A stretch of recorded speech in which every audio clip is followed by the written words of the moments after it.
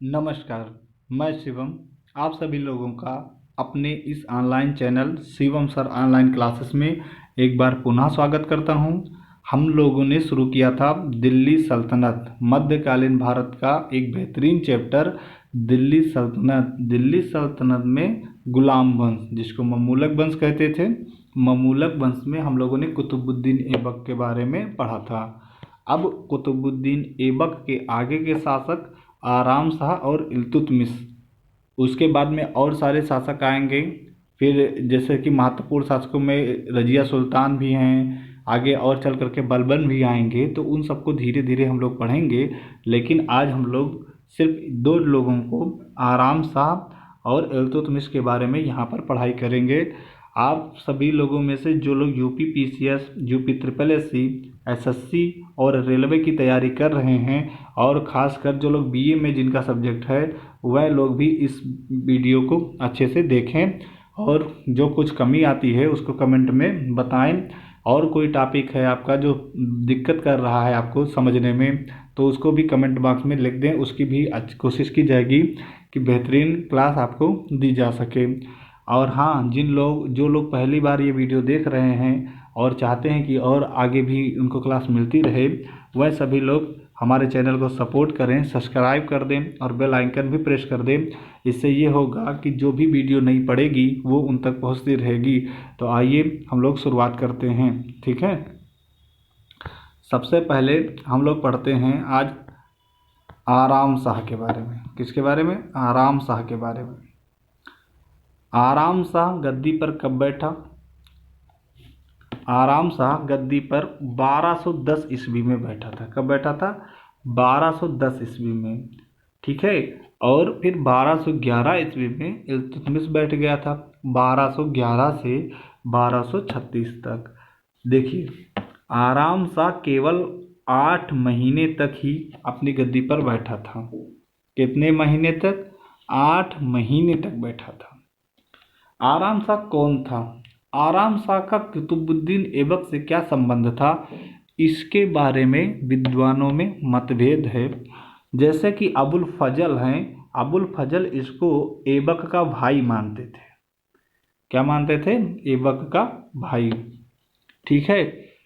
और एक बात जान लीजिए, कुछ विद्वान इसको ऐबक का पुत्र भी मानते हैं, परंतु यह इसका पुत्र था या नहीं, इस बात में भी संदेह है। क्योंकि यही दूसरे इतिहासकार हैं जुबैनी, जुबैनी कहते हैं कि ऐबक का कोई पुत्र ही नहीं है, ठीक है। इतिहासकार जुबैनी ने कहा ऐबक का कोई पुत्र ही नहीं है, जबकि इतिहासकार मिनहाज इन्होंने बताया कि ऐबक के कोई पुत्र नहीं था, सिर्फ और सिर्फ ऐबक की 3 पुत्रियां ही थीं। क्लियर है? अब इससे ये बात स्पष्ट होता है कि ऐबक का पुत्र नहीं है आराम शाह, लेकिन कुछ लोग मानते भी हैं इसको। ऐबक का भाई भी कुछ लोग मानते हैं, जैसे कि अबुल फजल ने, ठीक है। आप लोग जैसे ऐसा पढ़ाई कीजिए कि जैसे कि जो डाटा मिले वो डाटा तो मिले, लेकिन ठीक है, लेकिन परंतु ऐसा भी होना चाहिए कि उसको किस सोर्स से हमें पता चलता है, ठीक है। जब तक ये नहीं पता रहेगा तब तक कोई अस्थायी ज्ञान नहीं प्राप्त किया जा सकता है। और एकदम से प्रभाव डालने के लिए, जैसे ऐबक का ये भाई नहीं है, ये भी तो होना चाहिए, लेकिन इसको किसने कहा था? जैसे अबुल फजल ने कहा था। जब आप ये शब्द डाल देंगे तब ज़्यादा बेहतर हो जाएगा। कोशिश ये भी कीजिए कि इनकी किताब भी अगर मिल पाए तो वो भी नोट कर दिया कीजिए, तो और ज़्यादा बेहतर हो जाइए, ठीक है। देखिए, एक अक्षम और अयोग्य व्यक्ति था ये। अक्षम मतलब कोई खूब ठीक ठाक नहीं, अयोग्य मतलब जिसके पास कोई मतलब खास योग्यता ना हो, ठीक है। अनेक तुर्की सरदारों ने इसका विरोध किया था। कुछ ऐसे तुर्की सरदार भी थे जो इसका विरोध भी करते थे। अब यही इसकी वजह हो गई कि जो दिल्ली में रहते थे, दिल्ली में जो तुर्की अमीर थे, उनके सरदारों में प्रमुख थे अली इस्माइल। कौन थे? अली इस्माइल ने इल्तुतमिश को उस समय, जो कि बदाऊं का सूबेदार था, उसको निमंत्रण दिया था और बुलाया था कि आ जाओ तुम, ये अयोग्य है। तो आप जैसे ये बात तो पता है कि किसी न किसी ने इल्तुतमिश को निमंत्रण दिया था, परंतु आप जब ये बात ऐड कर लोगे कि दिल्ली के तुर्की अमीर के जो सरदार थे उनमें जो प्रमुख थे उनके अली इस्माइल, उन्होंने इनको निमंत्रण दिया था, तो इसका प्रभाव कुछ और होगा। क्लियर। अब देखिए, जब इल्तुतमिश आया तो उसका आराम शाह के साथ में जड़, जो कि दिल्ली के निकट है, एक स्थान है जड़, या इसको जुद नाम भी मिलता है। क्या नाम मिलता है? जुद। तो जुद नामक एक युद्ध हुआ, किसके किसके बीच में?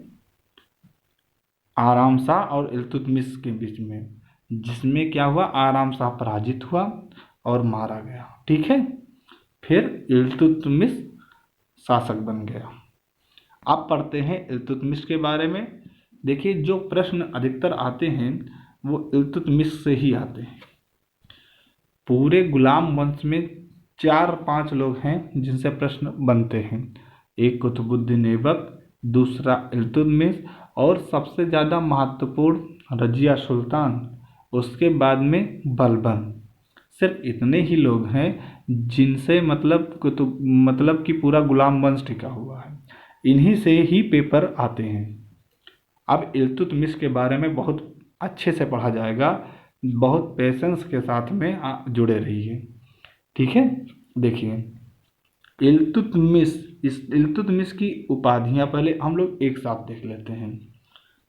देखिए, इल्तुतमिश को ईश्वर की भूमि का रक्षक कहा जाता है। ईश्वर की भूमि का रक्षक, इसको ईश्वर के सेवकों का सहायक भी कहा जाता है। ईश्वर की भूमि का रक्षक, ईश्वर के सेवकों का सहायक, अमीर उल उमरा भी कहा जाता है। सुल्तान ए आजम, सुल्तान ए आजम, ये 4 उपाधियां किसकी हैं? इल्तुतमिश की हैं। इल्तुतमिश का अर्थ क्या होता है? इल्तुतमिश जो शब्द है इसका अर्थ होता है साम्राज्य का स्वामी, और इसके जो पिता थे वो इलम खान थे। इलम खान ये जनजाति के सरदार थे, इसीलिए इल्तुतमिश में प्रतिभा बचपन से ही थी। इसी वजह से इसके जो भाई थे वो इससे जलन करते थे और उन्होंने इसको एक मेले में ले जा करके इल्तुतमिश को बेच दिया। जब मेले में उसको बेच दिया तब वहाँ से इसको सद्र ए जहाँ ने खरीद लिया। किसने खरीद लिया? सद्र ए जहाँ ने। इल्तुतमिश को जब मेले में बेच दिया उसके भाइयों ने, तो वहाँ से उसको सद्र ए जहाँ ने खरीद लिया। और फिर सद्र ए जहाँ ने जमालुद्दीन मुहम्मद चुस्तकबा को बेच दिया। किसको बेच दिया? जमालुद्दीन मुहम्मद चुस्तकबा को सद्र ए जहाँ ने इल्तुतमिश को बेच दिया। ठीक है।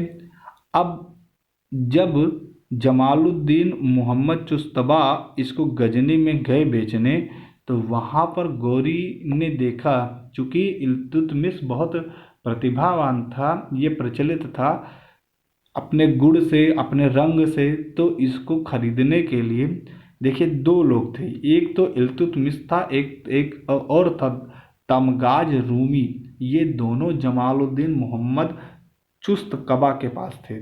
तो इन दोनों को खरीदने के लिए गौरी ने 1000 स्वर्ण मुद्राएं इसको दिया। ठीक है, जमालुद्दीन ने, परंतु जमालुद्दीन ने उसको बेचने से मना कर दिया।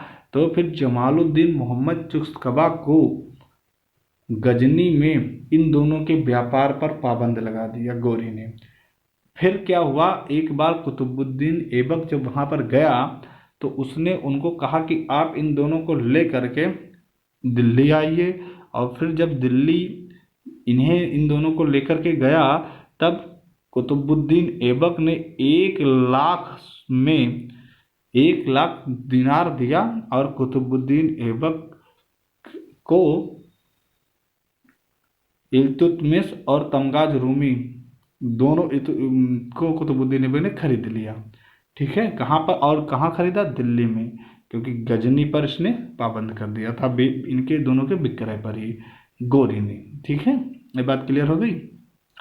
अब आ जाइए और कुछ बात के बारे में जानते हैं। देखिए, इल्तुतमिश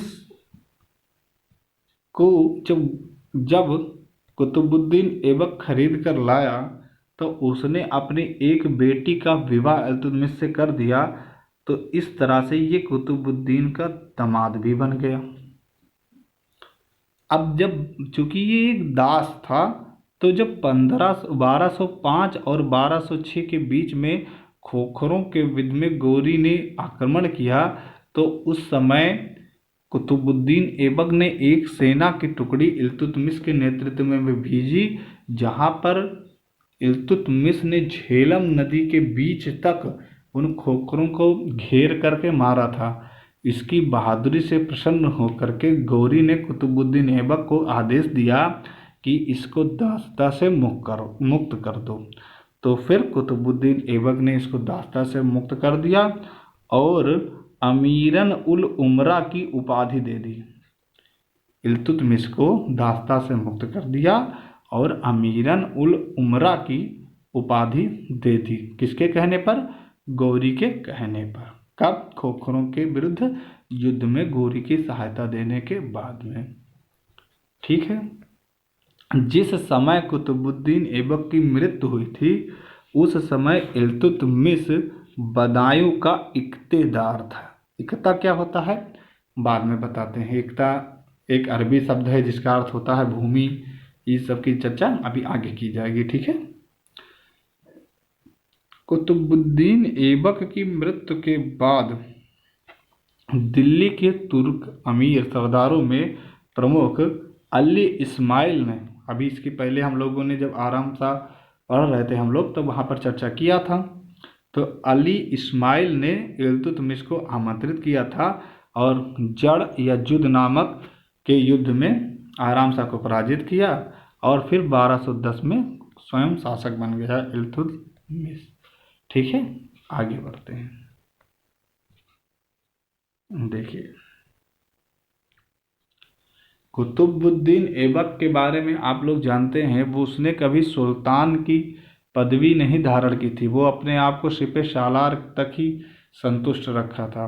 परंतु इसने इल्तुतमिश ने 1229 ईस्वी में बगदाद के खलीफा अल मुंतशिर बिल्लाह से अधिकार पत्र प्राप्त किया गया और दिल्ली का प्रथम वैधानिक सुल्तान बन गया।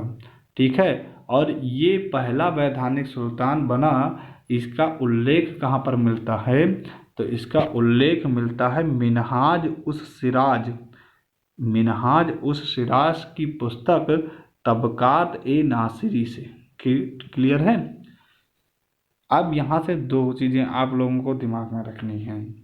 तबकात ए नासिरी इसकी किताब है, तो मिनहाज उस सिराज की किताब है, और इससे ये पता चलता है कि इल्तुतमिश प्रथम वैधानिक सुल्तान था। ठीक है, दिल्ली का, जिसने कहाँ से?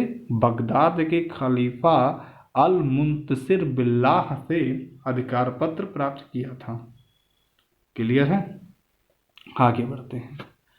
इल्तुतमिश ने अपने सिक्के पर खलीफा का दूत प्रदर्शित किया।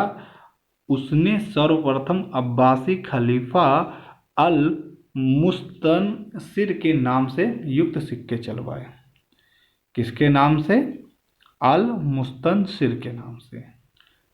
अब देखिए, आगे बढ़ते हैं। दिल्ली को राजधानी बनाने वाला प्रथम सुल्तान इल्तुतमिश ही था। इससे पहले जब कुतुबुद्दीन ऐबक था दिल्ली का शासक, तो उसने दिल्ली को अपनी राजधानी न बना करके लाहौर को अपनी राजधानी बनाई हुई थी। तो इस तरह से दिल्ली को प्रथम राजधानी बनाने वाला, मतलब अपनी राजधानी बनाने वाला प्रथम जो शासक था वो था इल्तुतमिश था। इसीलिए दिल्ली सल्तनत का अगर वास्तविक संस्थापक पूछा जाए तो कुतुबुद्दीन ऐबक को ऑप्शन में ना चुन करके इल्तुतमिश को चुना जाता है। अब देखिए, जो लोग जैसे कुबाचा और यल्दोज जो समस्या पैदा कर रहे थे कुतुबुद्दीन ऐबक के शासनकाल में, हम लोगों ने वहाँ पर बहुत अच्छे तरह से कैसे देखा। अगर आप लोगों ने नहीं देखा है तो वीडियो है, आप चैनल में जा करके मिल जाएगा आपको, वहाँ से देख लीजिएगा। तो किस तरह से कुबाचा और यल्दोज ने वहाँ पर समस्या पैदा की थी। अब यहाँ पर 1215 और 16 में तराइन का तीसरा युद्ध हुआ। तराइन का पहला और दूसरा युद्ध आप लोग जानते हो। तराइन का प्रथम युद्ध हुआ था 1191 में और दूसरा 1192 में। ये हुआ था तराइन का प्रथम युद्ध मोहम्मद गौरी और पृथ्वीराज चौहान के बीच में, जिसमें मोहम्मद गौरी हार गया था, पृथ्वीराज चौहान विजयी हुए थे। जबकि दूसरे युद्ध में मोहम्मद गौरी जीत गया था और पृथ्वीराज चौहान की हार हो गई थी। अब तीसरा युद्ध हुआ तो तीसरे युद्ध में इल्तुतमिश और यल्दोज के बीच में हुआ, जिसमें यल्दोज पराजित हो गया और उसे कैद करके कहाँ ले जाया गया, बदायूं ले जाया गया। फिर बदायूं में ही उसका वध कर दिया गया। अब देखिए, इस तरह से यल्दोज का चैप्टर समाप्त हो गया। अब आ जाता है दूसरा आदमी, कुबाचा। कुबाचा से संघर्ष थोड़ा काफ़ी लंबा था। देखिए, कुबाचा से 1217 में कुबाचा पर आक्रमण किया। जब इसने उस पर आक्रमण किया तो वह बिना युद्ध के ही भाग खड़ा हो गया और चिनाब के निकट, चिनाब नदी जानते ही हैं, चिनाब नदी के निकट मंसूरा के पास एक युद्ध में उसे पराजित किया गया और लाहौर पर अधिकार कर लिया गया। अब लाहौर पर जब इल्तुतमिश ने अधिकार कर लिया तो उस पर अपने पुत्र नसीरुद्दीन को वहाँ पर नियुक्त कर दिया। अब ये नसीरुद्दीन की मृत्यु हो जाती है 1229 ईस्वी में।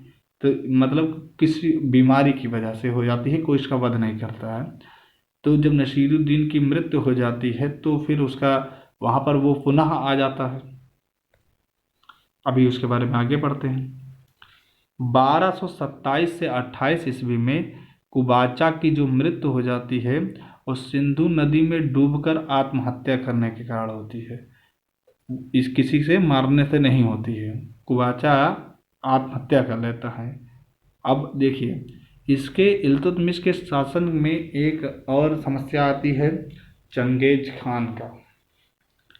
चंगेज खान को तैमूचिन भी कहते हैं और ये सर्वप्रथम भारत में सिंधु नदी के तट पर कब आया था, 1221 ईस्वी में यहाँ तक आ गया था। इसका कारण था, देखिए, जैसे पहले कुबाचा कहाँ का शासक था, ईरान का शासक था, इधर का ख्वारिज्म का। तो कुबाचा को इसने मतलब भगा दिया था, किसने, जलालुद्दीन मोहम्मद ख्वारिज शाह ने, और स्वयं वहाँ का शासक बन गया था। फिर अब इसके पीछे लग गया चंगेज खान, तो उसने इसको जलालुद्दीन महमूद ख्वारिज्म शाह को भगा दिया वहाँ से और उसका साम्राज्य को नष्ट कर दिया। ठीक है, अब ये भाग करके चला गया पश्चिम की तरफ। जबकि इसका जो बेटा था, इसका बेटा का नाम था जलालुद्दीन मांगवर्नी। इसका बेटा भाग करके चला आया भारत की तरफ और इसके बेटे ने एक दूत जिसका नाम था आइनुल मुल्क, क्या नाम था, आइनुल मुल्क, ना बना हुआ है, आइनुल मुल्क, उसको दिल्ली के दरबार में इल्तुतमिश के पास भेजा। तो इल्तुतमिश ने क्या किया, उसकी हत्या करवा दी, क्योंकि वो आइनुल मुल्क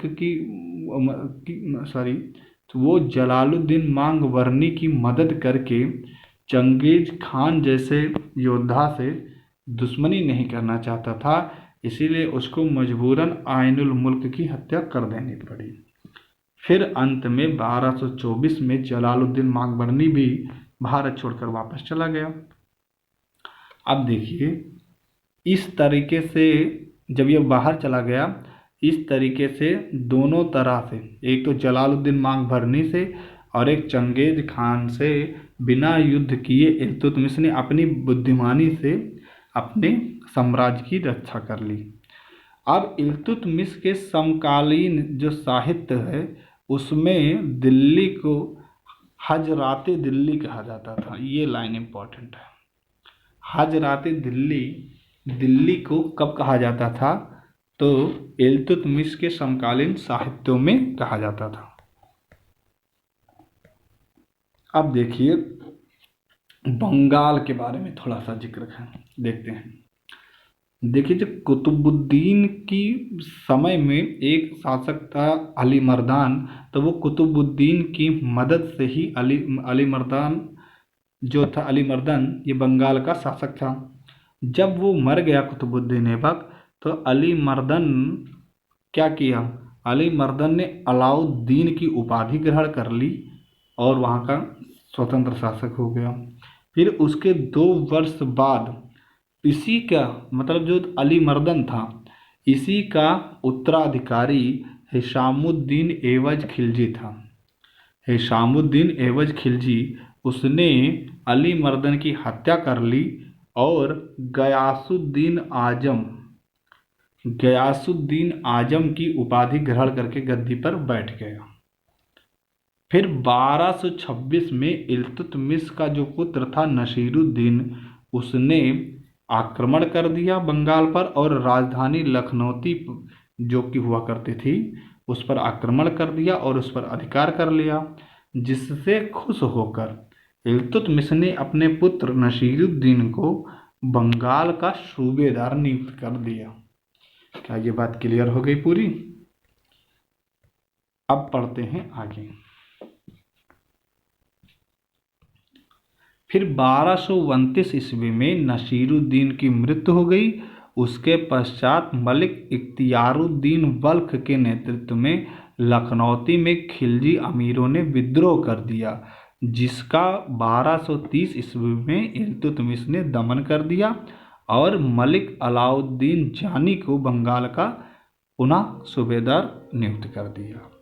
फिर अब कुछ और युद्ध हैं जिनके बारे में सिर्फ सन ही इम्पोर्टेंट है, बाकी कोई खास फैक्ट नहीं है। जैसे कि जो राजपूतों के साथ में कुछ युद्ध हुए थे, उनमें से इम्पोर्टेंट है 1226 में रणथंभौर पर इसने आक्रमण कर लिया था और 1227 में परमारों की राजधानी मंदसौर पर इसने आक्रमण किया था। फिर 1228-29 में जालौर के शासक चौहान राजा उदय सिंह को आधिपत्य स्वीकार करने के लिए बाध्य कर दिया और वार्षिक कर भी उनको देना पड़ा। अब आ जाता है फिर 1231 में मंगलदेव का नाम मलय वर्मा भी है, जो उस समय कहाँ के शासक थे? ग्वालियर के शासक थे, परिहार वंश के थे। ठीक है, तो मंगलदेव जो ग्वालियर यानी मध्य प्रदेश में पड़ता है स्थान ग्वालियर, वहाँ के शासक थे, परिहार वंश से संबंधित थे। उन पर आक्रमण किया और इन्होंने मंगलदेव ने 11 महीने तक अपनी वीरता से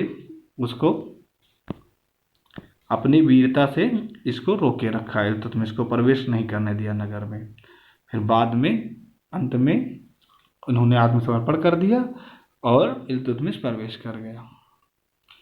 अब फिर देखिए क्या होता है। ग्वालियर में शासन प्रबंधन के लिए इल्तुतमिश ने इतिहासकार मिन्हाज को नियुक्त किया था और इनको कुछ पदवी दे दी थी, जैसे कुज्जा की, खिताबत की, इमामत की। ये बहुत इंपॉर्टेंट है, ये आज जरूर पेपर में पूछे जाते हैं। एहतिसाब की, कौन कौन से? कुज्जा, खिताबत, इमामत, एहतिसाब, इस पद पर नियुक्त कर दिया था। इसके बाद में आते हैं 1234-35 में इल्तुतमिश ने उज्जैन नगर पर आक्रमण किया और वहाँ पर स्थित महाकाल की जो नगरी है भोलेनाथ की, उसको ध्वस्त कर दिया और वहाँ से प्रसिद्ध लिंग और विक्रमादित्य तथा अन्य राजाओं की अष्टधातु की मूर्ति को उठा करके दिल्ली ले गया। क्लियर है यहाँ तक? फिर 1236 में बमियान की ओर कूच किया और खोखरों के विरुद्ध यह उसका अंतिम अभियान था। यहीं पर वह बीमार भी पड़ गया और 30 अप्रैल 1236 को उसकी मृत्यु हो गई। किसकी मृत्यु हो गई? इल्तुतमिश की। आप कुछ और बातें देखेंगे। ईशामी की पुस्तक, ईशामी एक इतिहासकार हैं, इनकी पुस्तक है फुतूहुस्सलातीन से पता चलता है कि इल्तुतमिश ने तुर्की गुलाम सरदारों का तुर्कान ए चिहलगामी, जिसको चालिशा भी कहते हैं या चिहलगामी भी कहते हैं, का संगठन किया था। ये वास्तव में 40 तुर्की सरदारों का एक संगठन था। क्लियर है? देखिए, इल्तुतमिश के समय में इक्ता प्रणाली बहुत सुव्यवस्थित होती। इक्ता प्रणाली को सुव्यवस्थित करने का श्रेय भी भारत में इल्तुतमिश को ही जाता है। इक्ता एक अरबी शब्द है। कैसा शब्द है? अरबी शब्द है और इसका अर्थ होता है भूमि। इसके बारे में हम लोगों ने पहले ही से ही चर्चा किया हुआ है। इक्ता प्रणाली की विस्तृत व्याख्या निजामुल मुल्क अबू अली हारून बिन अल तूसी की किताब सियासतनामा में मिलता है। ये नाम थोड़ा सा बड़ा है, लेकिन थोड़ा सा याद करने की कोशिश करेंगे। निजामुल मुल्क अबू अली हारून बिन अली तूसी, ये आदमी का नाम है, मतलब लेखक हैं, और किताब का नाम है सियासतनामा। इल्तुतमिश के समय की जो सैनिक व्यवस्था थी उसके बारे में थोड़ा सा बात करते हैं। तो जो सुल्तान होता था वही मुख्य सेनापति होता था। कौन? सुल्तान। सेना का देखभाल करता था दीवाने आरिज। कौन करता था? दीवाने आरिज। सिर्फ दो ही बातें याद रखते हैं। न्याय व्यवस्था देख लेते हैं। न्याय व्यवस्था, न्याय के लिए काजी और अमीर ए दाद, क्या नाम है? अमीर ए दाद, इनकी नियुक्ति की जाती थी।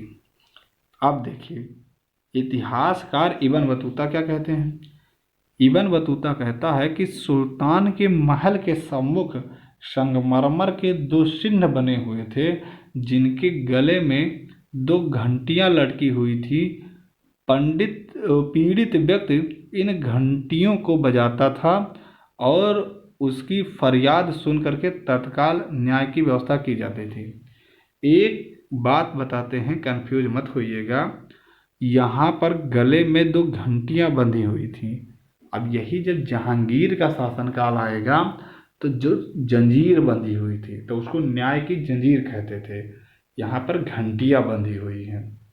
और एक बात, सुल्तान जो क्या नाम है, सुल्तान के बाद जो सर्वोच्च न्यायाधिकारी होता था उसका नाम था काजी उल कुजात। ये पद होता था, काजी उल कुजात। इल्तुतमिश के शासनकाल में न्याय चाहने वाले को लाल वस्त्र धारण करना पड़ता था। यही वजह है कि जब रजिया सुल्तान को न्याय की इच्छा थी तब उन्होंने लाल वस्त्र धारण करके गुहार लगाई हुई थी। ठीक है, आगे बढ़ते हैं। मुद्रा व्यवस्था। इल्तुतमिश ऐसा पहला तुर्की शासक था जिसने शुद्ध अरबी के सिक्के चलवाए थे और टंकों पर टकसालों का नाम अंकित करवाया था। टकसाल क्या होते थे? जहां पर सिक्के ढाले जाते थे।